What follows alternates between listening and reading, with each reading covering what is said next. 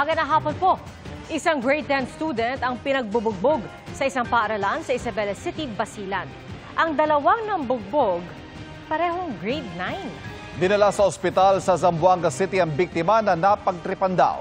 Ang nahulikam na insidente sa pagtuto ni Marisol Abdurrahman.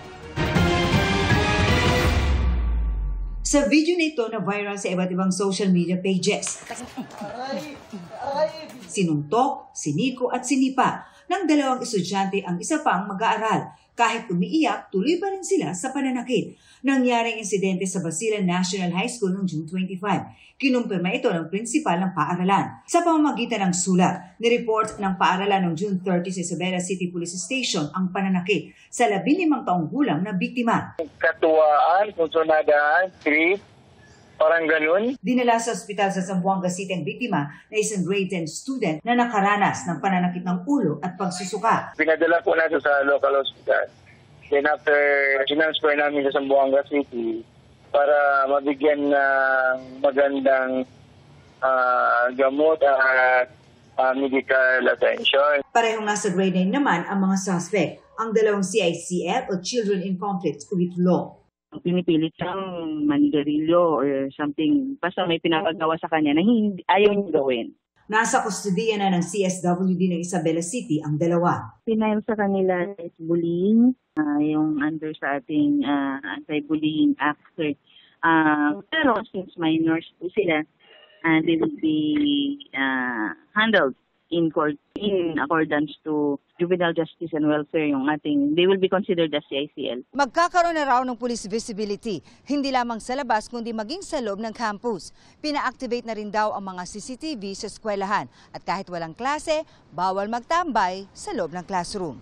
Close monitoring inside the classroom para yung wala doon sa loob ng classroom, matawag agad ang pansin ng magulang. Sinusubukan pa namin makunan ng pahayag ang Department of Education at ang mga sangkot sa insidente. Para sa GMA Integrated News, Marisol Abdurrahman, nakatuto 24 oras. Ramdam sa ilang panig ng Visayas at Mindanao ang bagsik ng habagat. Ang dala po nitong matinding ulan, nagdulot ng baha. Nakatutok si Femari Dumabok ng GMA Regional TV. Grabe kakusog sa baha. Malakas na bulwak ng tubig ang bumungad sa mga residente sa Barangay Pangyan sa Glan, Sarangani kaninang umaga. Matapos umapaw ang irrigation canal dahil sa ulan. Pati ng kusuga sa baha dinhi sa amuan. Nisulod na. Ang buta sa tabi ng isang bahay, pinalala ng rumaragasang tubig baha.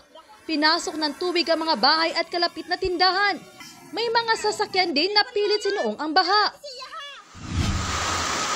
Sa Barangay Cross sa Glandin, naantala ang pagsimba ng mga residente sa kapilya.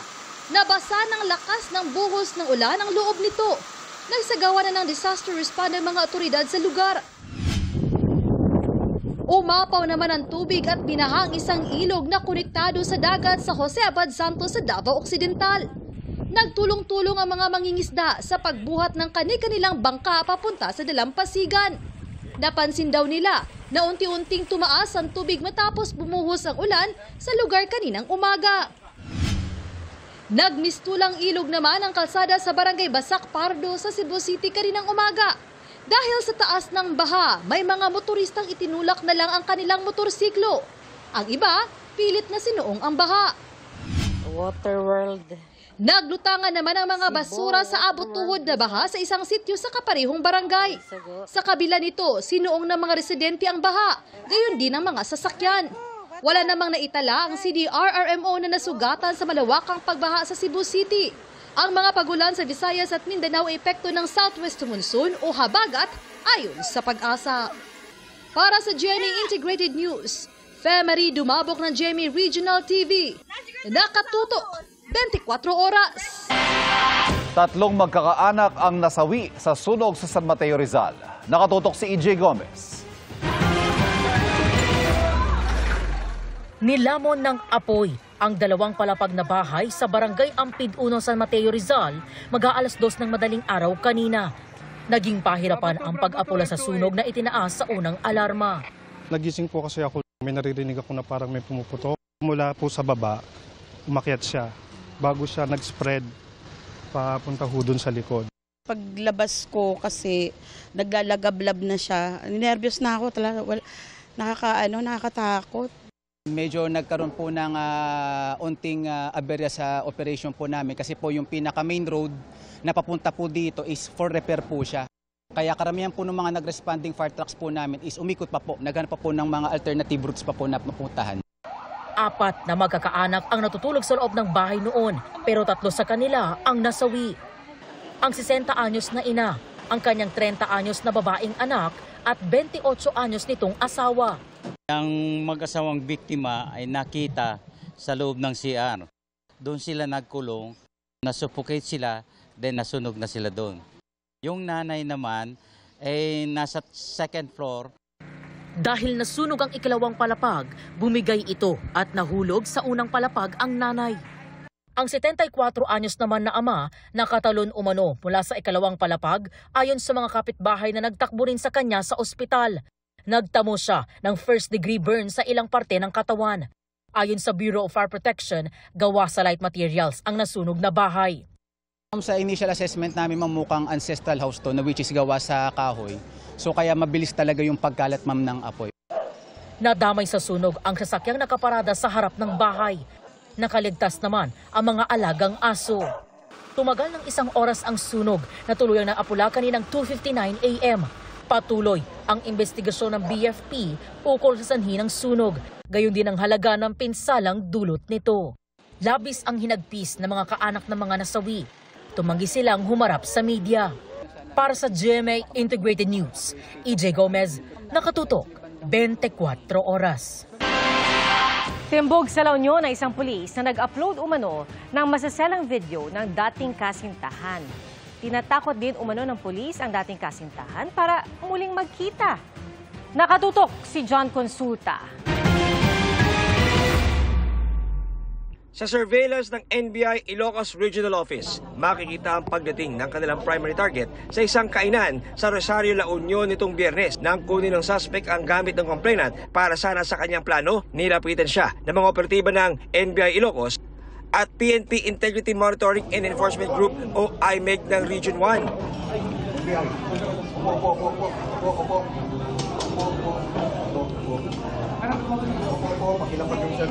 Ayon sa NBI, in-upload ng pulis na may ranggong patrolman ang masiselang videos nila ng dating nobya gamit ang isang dummy account. Tinawagan din itong complainant ang dating niyang kasintahan nagmamakaawa para burahin ang mga nasabing videos na in-upload niya sa isang dummy account.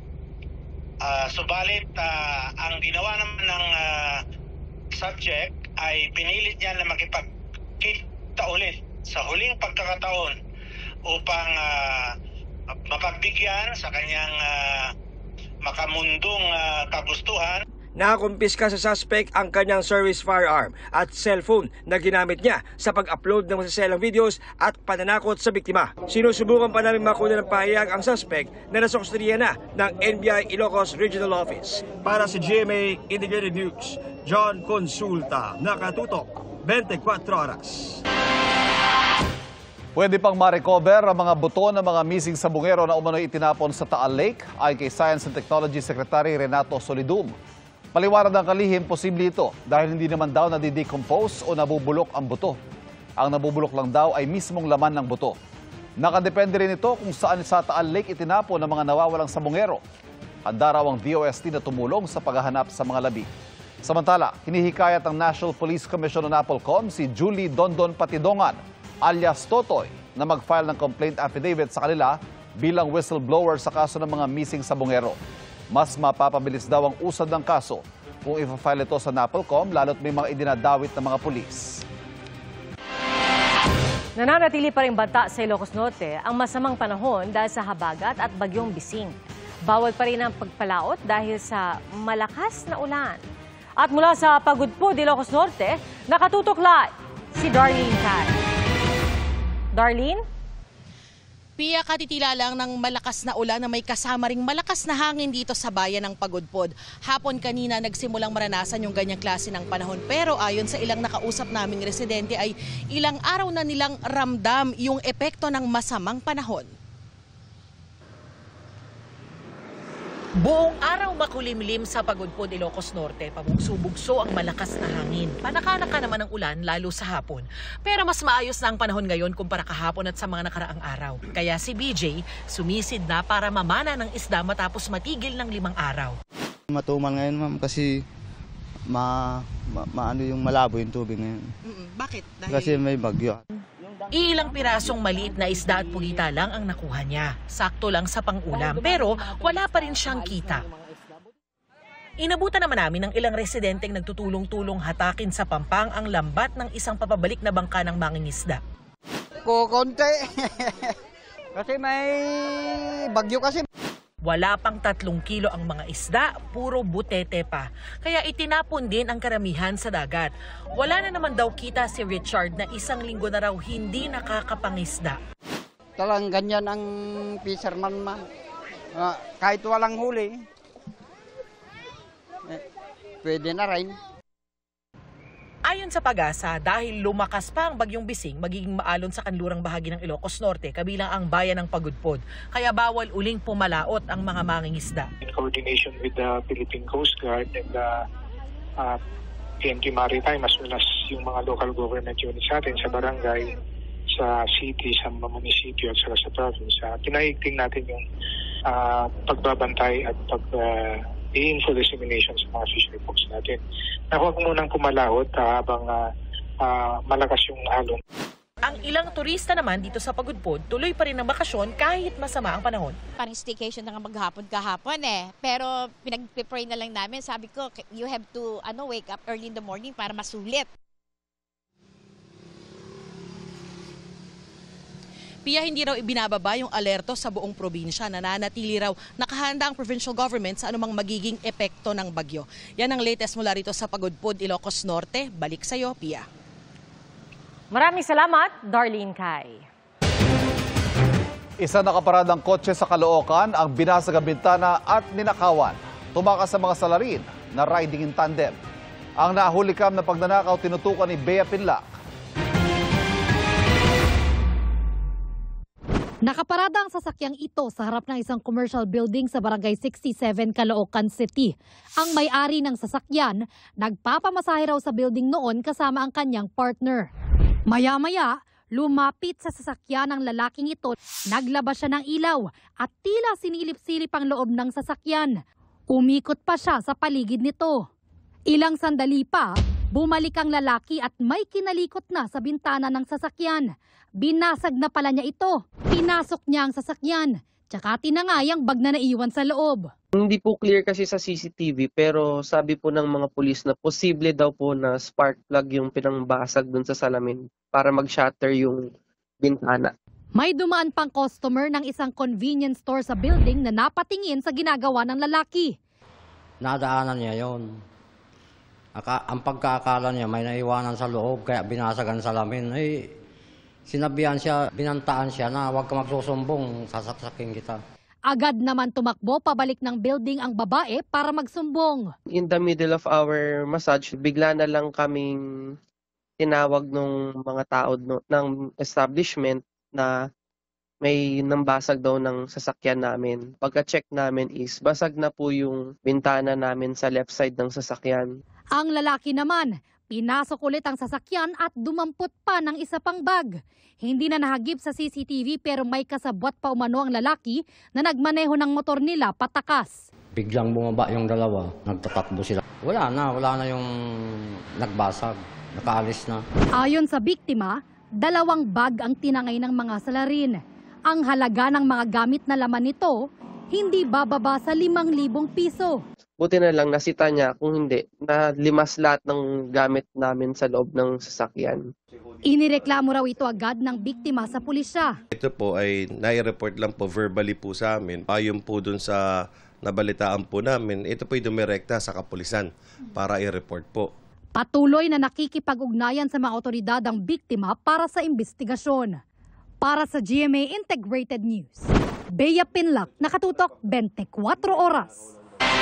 Sa gitna ng pagdiriwang ng diplomatic relations ng Pilipinas at China, iginit ng China ang pag-iral ng maayos na dialogo sa pag-ayos ng sigalot at hinikayat pa ang mga kabataang Pilipino na labanan ng anilay misinformation o maling balita.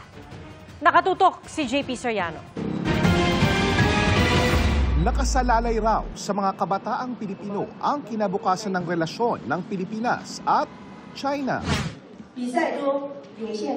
Yan ang laman ng pahayag ni Chinese Ambassador to the Philippines Wang Xiliang na binasa ni Chinese Minister Councilor Wang Yulei. Dagdag ni Wang, bagaman hindi raw maiiwasan sa magkapitbahay na magkaroon ng pagkakaiba, dapat daw piliin parati ang maayos na pag-uusap sa halip na komprontasyon at pagsasaayos sa halip na palakihin pa.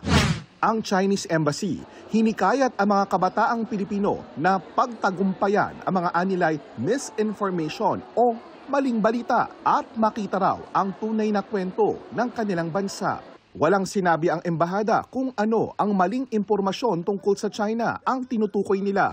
Dati nang iginigiit ng gobyerno ng China na teritoryo nila ang halos buong South China Sea kasama ang West Philippine Sea, base raw sa kanilang 10-dash line map. Sa nakalipas na mga taon, nakapagtayo ang China ng mga istruktura sa artificial islands na binuo nila gaya ng Mischief Reef sa West Philippine Sea.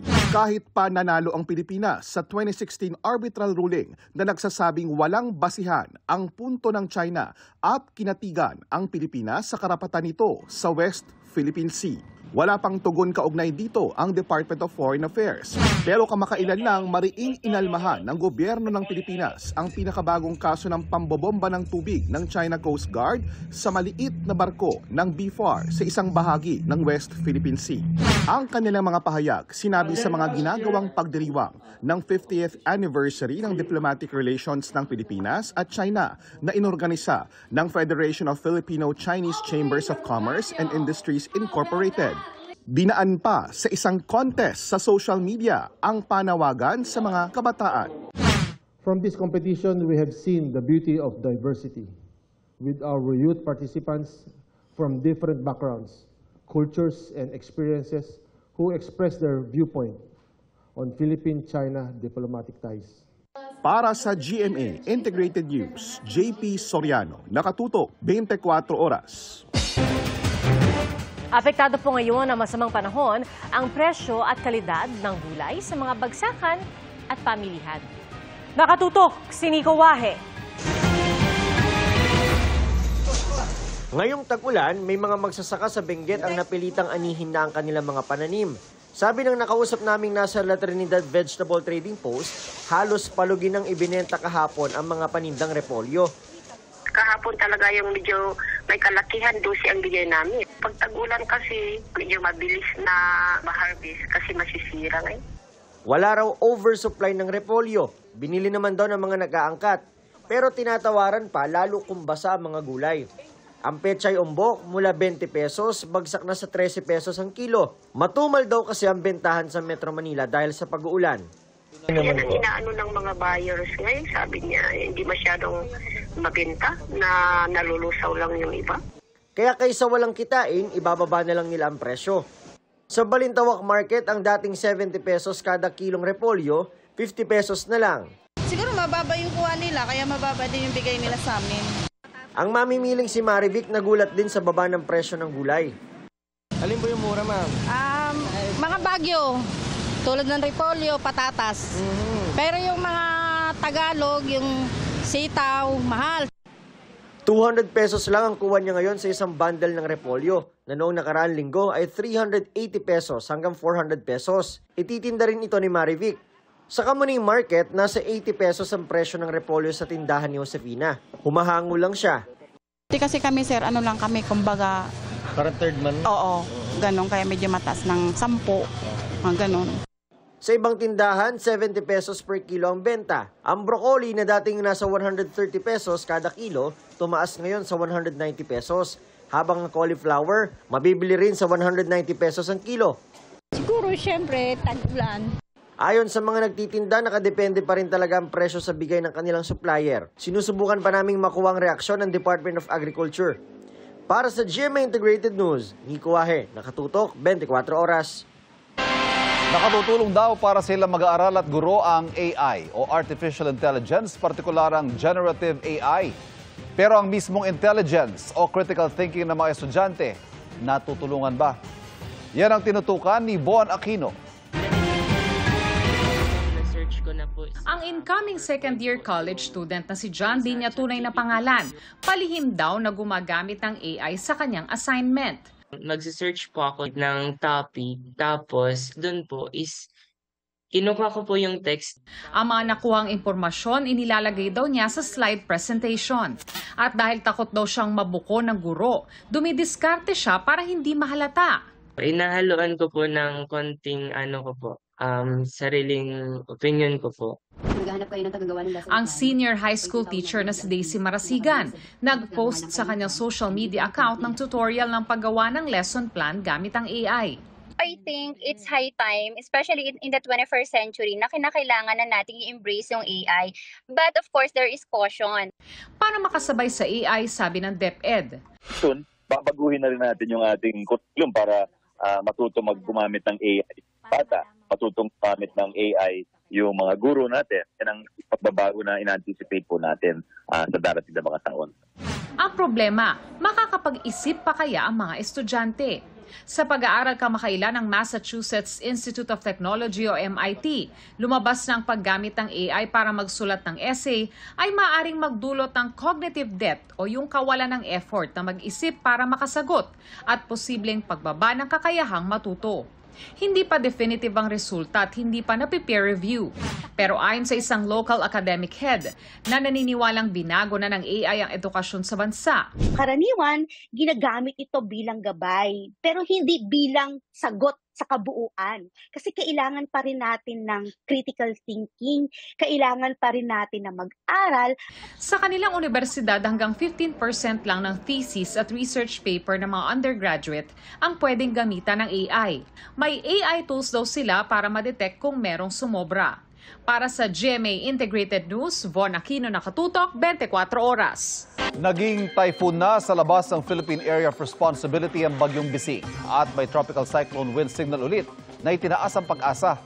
Ang latest ihahatid ni Amor La Rosa ng GMA Integrated News Weather Center. Amor. Salamat Ivan, mga kapuso, lalo pa nga lumakas ang bagyong may international name na Danas at tinatawag namang Bising sa local name. Dahil po sa inaasahang pagdikit nito ulit sa Philippine Area of Responsibility, nagtaas na ng wind signal ang Pag-asa. Nakataas po ang signal number 1 dyan po yan sa Batanes kung saan po mararamdaman yung malakas na bugso ng hangin na may kasamang mga pag-ulan. Dito rin po nakataas ang gale warning ng Pag-asa. Ibig sabihin may mga malalaking alon at delikado po yan sa mga sasakyang pandagat. Huling namataan ng Pag-asa ang bagyo sa layong 335 kilometers west-northwest ng Itbayat, Batanes. Taglay po nito ang lakas ng hangin na abot na sa 130 kilometers per hour at yung pagbugso po niyan nasa 160 kilometers per hour. Ang pagkilos po nito ay pa-northeast sa bilis naman na 15 kilometers per hour. Sa latest bulletin po ng Pag-asa, may chance pa rin po itong bumalik dito po sa Philippine Area of Responsibility. Pero dadaplis lang po yan o sandali lang po dadaan dito sa may corner o gilid po ng PAR line malapit dito sa Taiwan. Maaari po ngayong gabi o kaya naman po ay mamayang madaling araw. Lalabas din naman agad ito dito sa Philippine Area of Responsibility. Maaring bukas din po ng hapon at sunod naman tutumbukin itong China. Bukod po sa Bagyong Bising, makakaapekto pa rin yung hanging habagat o yung southwest monsoon. Dito po yan sa malaking bahagi pa rin ng Pilipinas. Base po sa datos ng Metro Weather, bukas may mga pag-ulan pa rin sa malaking bahagi po ng Luzon, lalong-lalo na po dito sa Northern Luzon. Posible po yung mga malalakas sa pag-ulan at pati na rin dito sa may western section po ng Central at ng Southern Luzon. So kasama po dyan, ito po nga Ilocos Region, Central Luzon, pababa po dito sa bahagi ng Mimaropa. May mga kalat-kalat na ulan din po na inaasahan sa Visayas at pati na rin po sa Mindanao. Posible po dyan yung heavy to intense rains kapag po meron tayong thunderstorms, kaya maging alerto pa rin sa banta ng baha o landslide. Dito naman sa Metro Manila, may chance pa rin po ng ulan bukas, lalo na po sa hapon o kaya naman sa gabi. Pero mga kapuso, linawin lang po natin, yung mga pag-ulan ay hindi naman po tuloy-tuloy. Pwede pong may bahagi ng araw na mainit o maaliwalas, pero pagkalipas ng ilang oras ay magiging maulap. Kaya po nagkakaroon po tayo ng tsansa ng mga pag-ulan. Kaya lagi pong magdala ng payong. Pagsapit naman ng Martes, may tsansa rin po ng ulan sa umaga. Dito po yan sa malaking bahagi po ng Luzon. At bandang hapon, halos buong bansa na po ang makakaranas ng mga pag-ulan. Halos ganito rin po ang maaaring maranasang panahon pagsapit po ng Miyerkules. Pwede pang magbago ang outlook kaya patuloy pong mag-monitor ng updates. Yan muna ang latest sa lagay ng ating panahon. Ako po si Amor La Rosa. Para sa GMA Integrated News Weather Center, maasahan anuman ang panahon.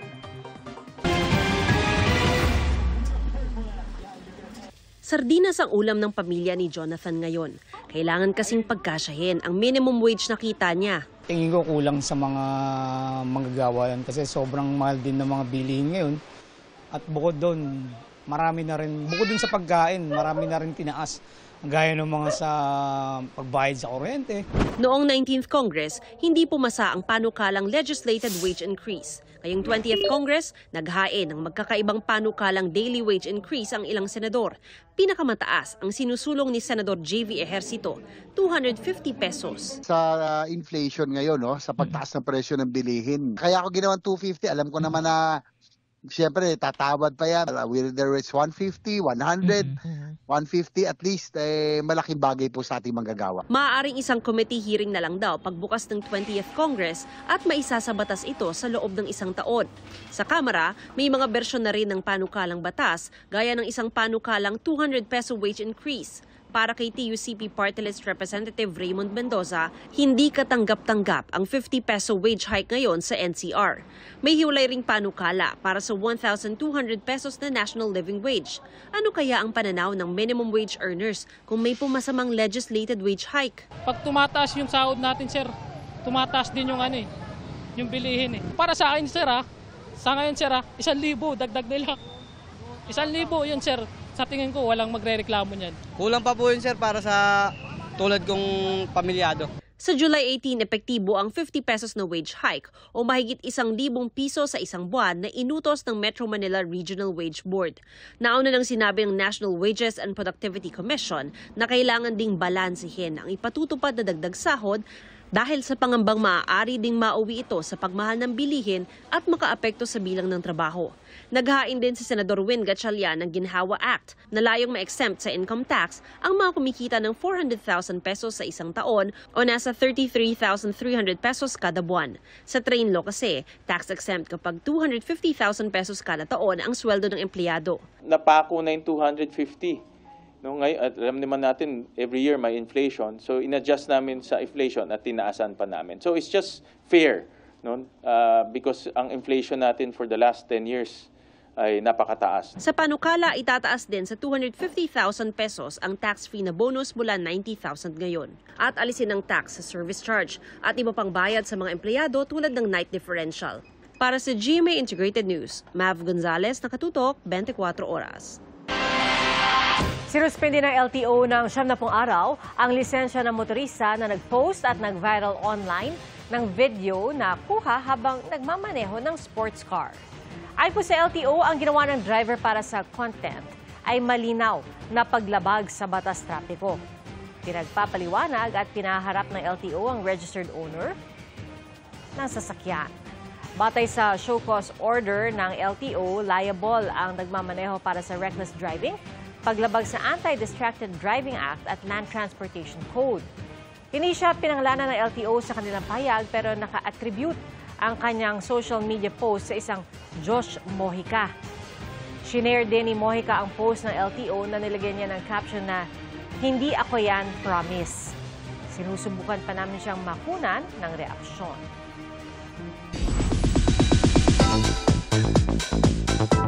PBB Collab Fever is still on. Matapos ang announcement ng big winners kagabi, dama pa rin ang excitement at suporta sa Big Four at ex-kapuso at kapamilya housemates na nag-guest agad sa All Out Sundays. Yan ang chika ni Aubrey Carampel.